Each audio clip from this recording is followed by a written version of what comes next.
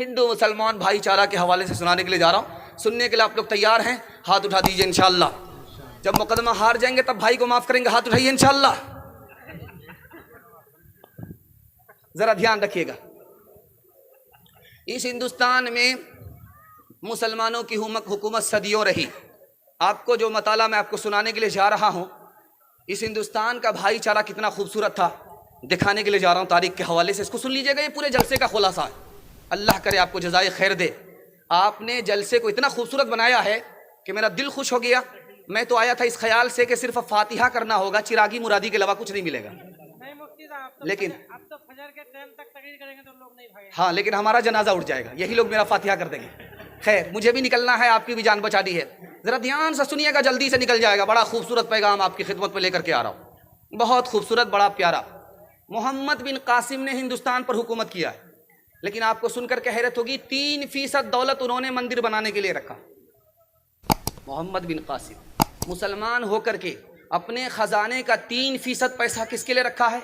ताकि नया मंदिर बने, पुराने मंदिर की मरम्मत हो। सुन करके आपको हैरत होगी, टीपू सुल्तान इस हिंदुस्तान के टाइगर थे, औरंगजेब बादशाह इस मुल्क के 55 साला बादशाह थे। दोनों ने हिंदू समाज को कितना मंदिर दिया है, हाई कोर्ट इलाहाबाद की रिपोर्ट है, उसको ध्यान में रखिए जो मैं आपको सुनाने के लिए जा रहा हूं। 156 मंदिर औरंगजेब बादशाह और टीपू सुल्तान ने दिया है। टीपू सुल्तान ने, औरंगजेब ने 156 मंदिर दिया है, और एक मंदिर का मतलब है 100 एकड़ जमीन मंदिर को दान किया। तीसरी बात बताने के लिए जा रहा हूं, इसको बहुत ध्यान सुनिएगा।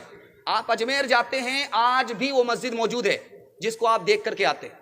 उस मस्जिद का नक्शा मंदिर से लिया गया, और 1439 में जोधपुर में मंदिर बना, उसका नक्शा मस्जिद से लिया गया।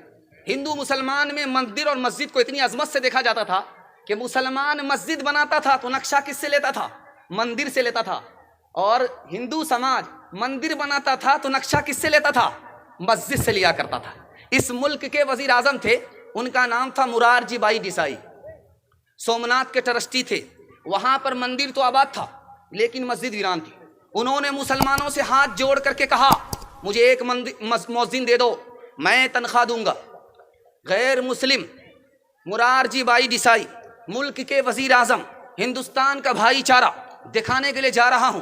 उन्होंने मुसलमानों से कहा, एक मौजिन दे दो, तनख्वाह मैं दूंगा। एक इमाम दे दो, तनख्वाह मैं दूंगा। मैं नहीं चाहता हूं कि मंदिर तो आबाद रहे, अल्लाह का घर मस्जिद वीरान हो जाए। एक बात सुनकर के आपको हैरत होगी, मुसलमानों को आप देखेंगे जब वो अपने मुर्दे को दफन करता है तो उसका सर किधर होता है? उत्तर की तरफ होता है। उसका पैर किधर होता है? दक्षिण की तरफ होता है। ठीक गैर मुस्लिम को आप जाकर के देखिए, जब वो अपने चिता को जलाते हैं उसका सर उत्तर की तरफ होता है और पैर दक्षिण की तरफ होता है। हिंदू मुसलमान से कितना करीब है, दिखाने के लिए जा रहा हूं। दूसरी बात आपको जरा ध्यान से सुनिएगा, मुसलमानों के बच्चे का जब अकीका होता है तो उसका नाम रखा जाता है, उसके सर को मूंदा जाता है, जानवर ज़बह करके दोस्तों को खिलाया जाता है। ठीक गैर मुस्लिमों के यहाँ अगर आप देखेंगे तो वहाँ पर नामकरण संस्कार है, उसके बच्चे का नाम रखा जाता है, सर के बाल को मूंदा जाता है और अकीका करके लोगों को गोश्त खिलाया जाता है। हिंदू मुसलमान से कितना करीब। तीसरी मिसाल आपके सामने रखने के लिए जा रहा हूँ, बहुत ध्यान से इसको सुनिएगा। मुसलमान जब हज करने के लिए जाता है तो एक लुंगी पहन करके जाता है, एक चादर ओढ़ करके जाता है, सिला हुआ कपड़ा उतार लेता है।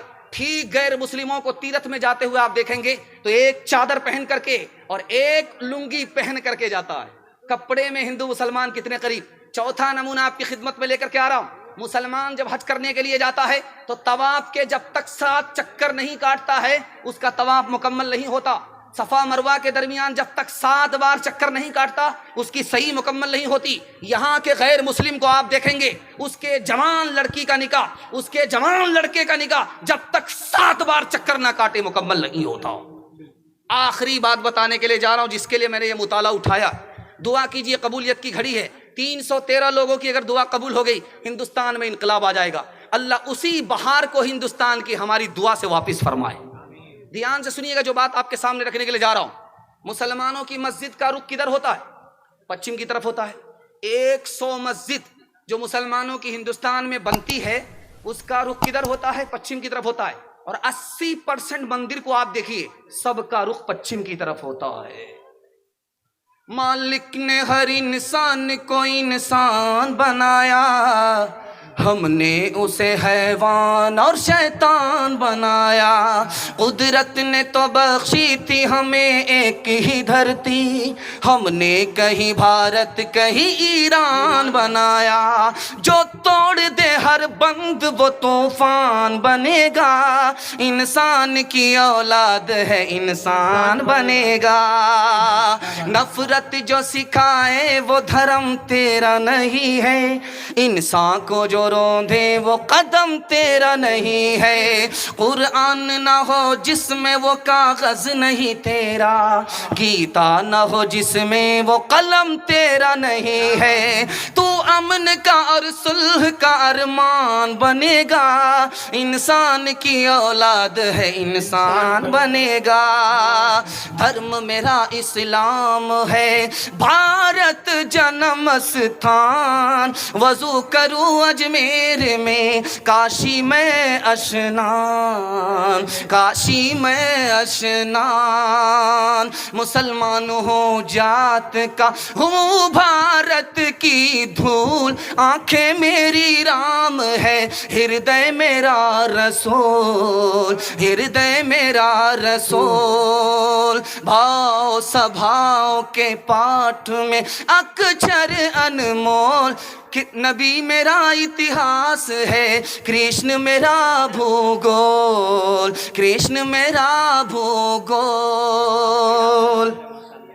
नमाज तो हमारा ध्यान इधर चला जाएगा फिर हमको। और दूसरा जंगार झाड़ू मुजाहिद साहब की तरफ से।